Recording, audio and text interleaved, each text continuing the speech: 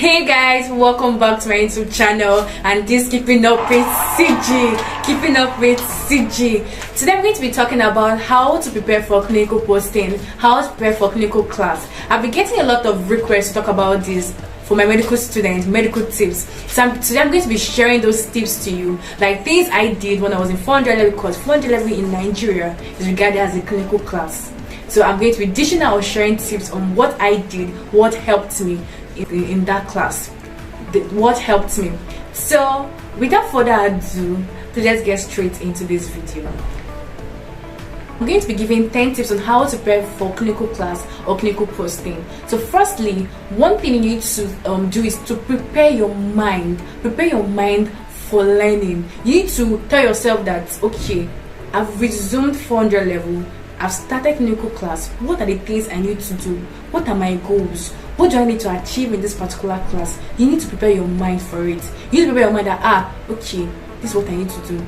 I have this timetable. I need to get lecture notes from my senior colleagues. I need to do this. Have a good learning attitude, because you see, proper preparation prevents poor performance. So you need to prepare your mind learning. You have to have a plan that you need to achieve in that class, in clinical class. Okay, I'm going to probably get distinction. I need to have this grade or score. You need to plan now. You need to be serious. You need to show enthusiasm. You need to be intentional about your studies. You need to be intentional about your learning. The second tip is building confidence. This is the point where you get to have like one-on-one interaction with patients. So you need to build confidence. You have to build your confidence level, so that when you are talking to a patient, when you are clerking a patient, when you are getting history from a patient, you have those doctors. They will think you're actually a doctor, you're not a doctor, because of the confidence you exude. So you need to build confidence for you to be a good clinician, or to be a good clinical student. Third tip is get your instruments, get your clinical instruments. You need to have a word coat. You need to have your stethoscope. Littmann is a recommended one. Littmann is actually stronger than the others, so you need to get a Littmann stethoscope in coat to do you well. Like I think we have two Littmann 2 or so. That one is affordable. You can get like 5,000 naira in Nigeria. Get a Littmann stethoscope. You need to get your tendon hammer. Tendon hammer enough for you to do all these instruments are needed for examination. You need to get your tendon hammer for reflex. You need to get your pen touch for light. You need to get your thermometer for temperature, for you to check vital signs of patient. Because when you come to clinical class, you will be allowed, or you'll be told to do all this examination. So you need to familiarize yourself with all these instruments and other instruments that are quite important. Number 4, get your working materials. Get your notepad, your jotter, your pen, your glove, your mask. All these things need to help you. Now, this is sticky notes. Why do you need a sticky note? You need a sticky note in order for you to remember, to memorize things. Like now they ask you, what are the causes of finger clubbing? You can just write it on a sticky note and paste it on your wall. Every morning you just go through it. You find out that it works like magic, and you remember it fast and easily without even thinking. You get? And before I fall, it's true, sir. Where is that my glasses, safe? Okay, sit here. Okay. Let me come closer. If you wear glasses, to do the job, I need to wear glasses. Please do it to your glasses, so you will not have headache. And if you have headache, you will not learn. You won't understand anything. You just be sleeping anyhow in class. You don't want to be sleeping anyhow. So do wear your glasses. Me that is talking, let me go put on my own glasses so you guys will take notes. This is me wearing my glasses. In fact, safe. Let me take these things now, safe. For the working materials, you need it for you to write and jot points said by your medical doctors, your chiefs, your senior registrar, your reg, everybody, even your senior colleagues, because you need to go through it for you to know it better. You get? Number 5, you need to know the basics. And what do I mean by knowing the basics? You need to know how to check for temperature, that's using your thermometer. You need to know how to measure BP, blood pressure. You need to know how to do a general or full general examination on a patient. You need to know all these things because it's necessary and important in clinical posting and in clinical class. Apart from this, there are nice textbook or small books or that contain all these stuffs in them. We have the rule of thumb produced by CMDA, you have the guide, you have the Oxford book, and all these things have those basic principle of clinical practice. You need to get them. You need to start reading them. If you're at home, start reading them. In school, read them for you to familiarize yourself with clinical terms and words. That's important. Verse 6, always ask question. One good attribute of a medical student is being inquisitive, and being inquisitive helps. Every good medical doctor always wants to impact on such students. It shows that they are willing to learn. It shows that they are willing to know more. They have brought up themselves to learn. So you need to ask questions. If you don't understand anything, always ask somebody. Always ask your senior there and there. Don't feel shy. Don't feel timid. You're telling this and that. Snub them. Get that, tap that knowledge as you see it there. Because if you leave, you will probably forget about it. Ask question. Always be ready to learn and grab much stuff from your seniors or medical, even from your classmates. Grab. Let them know you are grabbing. It helps. Another thing again is for you to be observant. One thing medical school teaches to be observant. You know, scientists, they are really observant. If you see a patient walk in, always try to look at the patient. Always try to foresee, like, what do you think this patient is having? You have to look at the patient outlook, like look at the patient. Okay, this patient is working somehow. Noted that one. So you need to be observant. 7, always be the first to volunteer. If you're in the hospital and they're trying to do like an examination, general examination, you'll be like, okay, somebody should come out and carry out this thing.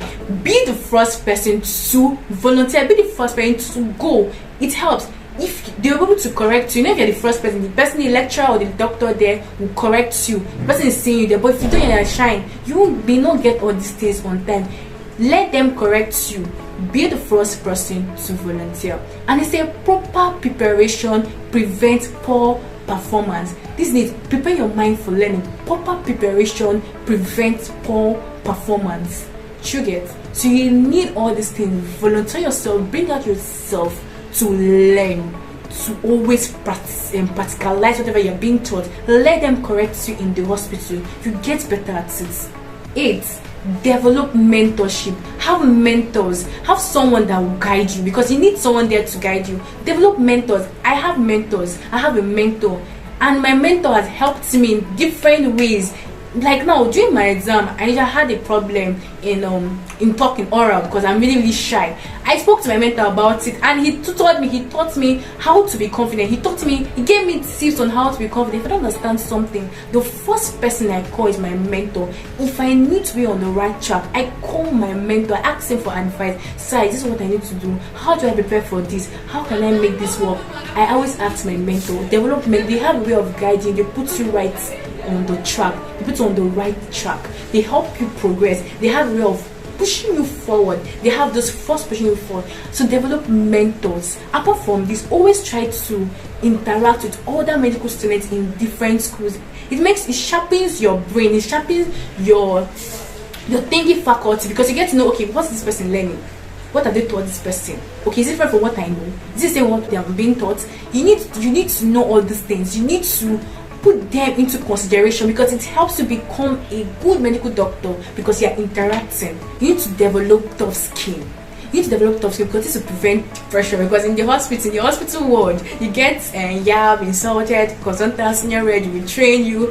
Anything they say will throw you insult, will finish you, because we're in Nigeria. So you need to develop tough skin so you will not go into depression. And medicine is all about consistency. The more you do it, the more you get good at it, the more better your skills. If you're doing examination, they tell you the examination, the more you do, the more you practicalize, the more you practice, you get better at it. So it's important for you to know that medicine is consistency. Someone can be smart, someone can be very intelligent, and person is not that hardworking, and the one that is smart will be the best in class. Because someone that is smart and person that is hardworking could be the best in class, and they'll be like, this one is intelligent, but not. Because this person has done the work. Person is being consistent. Person is consistent in the good work. So this is what you need. Number 9, go to the E&E. That's accident and emergency. If you want to be a good medical student or a good clinical student, you need to visit or stay in the E&E department. always go there because you get to tap stuff. You want to become a stuffy person, you need to go to the AI. You want to learn the you want to practicalize, you want to develop skills, you want to know the skills very well, you have to go to AI. You have to stay in the AI. You have to, in fact, you need to sleep in the AI. You need to do call in the AI department, so you will learn all this thing very fast. Because if you're in AI, it makes you, it sharpens your brain. Like, okay, a patient just come with bleeding, what do I need to do? What do I need to do? It is in AI you get to learn all these things. It's in AI you develop your fast skills. So you need to be going to AI. In AI you be clerk, you learn to clerk, you need to learn how to put IVs. It's in AI you need to learn, you need to develop your skills, your thinking. You need to be very sharp with the way you think. You need to, okay, what medication do I need to give this patient? How should I do this? It's in AI you develop all the skills. You can't be in the hostel and be thinking you know this thing. No, you think it's you need to do extra work. They may post you to the hospital, do wardrobes, but a good clinical student will always go to the AI to tap, get stuff. You don't want to be quack. Don't be a quack doctor. So you need to be going to the AI to learn. Grab all the grabbable. Grab anything you see to be tapping. And so that you tap the current from your seniors, tap the current from senior doctors. And when you tap, and the knowledge in your head, the things you have in your head will be fia. If you talk, you're like you need to go to the AI. It makes you a good medical student and a good doctor. But then be early on time. When you resume clinical class, I beg of you, be punctual. Always go early for your ward round, for your clinical posting. So you get to have more time to interact with the patient. You get to clerk, take history, and present to your consultants, your doctors, your senior colleagues, so they could correct you. And when meeting patient, always have an open mind, because you know that patients come from different backgrounds, from different parts of the world. So you don't have to be judging a patient. You can see a patient, you act and he sexually acts and tell they have multiple sexual partners. You don't have to put one facial expression like, who is this person? Like, where do you come from? Or you ask the patient, do you smoke or drink? And when I take like 10 bottles, I can finish a whole crate in a day, or even you don't have to be judgmental. Always put a straight face and show empathy, sympathy. Always show love to your patient. Number 11, be committed. Plan your time wisely. Do time management. You can't be sleeping every time. You can't also be reading every time. You have to strike a balance between the two. And also take good care of yourself. You cannot be stressing within 24 hours. I don't know if anybody reads for 24 hours, but you cannot. You need to rest, because when you rest, you rejuvenate your brain. You can think better. Have self-care. If you're tired of going, take a break, relax, sleep, go out, enjoy yourself, because in this life, suffer no dey finish. Suffer head day, but wahala no dey what?